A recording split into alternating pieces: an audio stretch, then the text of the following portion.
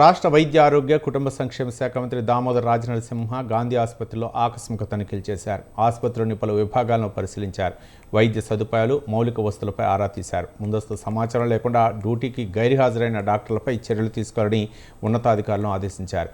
ఓపీలో ఉండాల్సిన ప్రొఫెసర్లు, అసోసియేట్ ప్రొఫెసర్లు అందుబాటులో లేకపోవడంపై మంత్రి అసంతృప్తి వ్యక్తం చేశారు. షోకాజ్ నోటీసులు ఇచ్చి వివరణ తీసుకోవాలని సూపరింటెండెంట్ డిఎంఈని ఆదేశించారు. ముఖ్యంగా తెలంగాణలో జిల్లా హాస్పిటల్సే కానీ హైదరాబాద్ పెద్ద ఆసుపత్రులే కానీ ఎక్కడ కూడా పేషెంట్కు ఇబ్బంది కలుగుతుంది.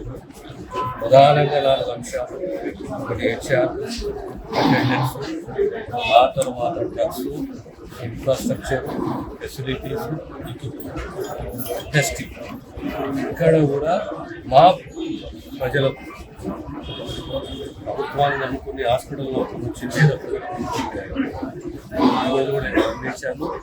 ఇక యాబ్సెంటిజం ఉన్నది. దానిపైన ప్రభుత్వం ఖచ్చితంగా సీరియస్గా స్పందిస్తుంది. దానికి కూడా ఇన్ఫ్రాస్ట్రక్చర్ దాని కూడా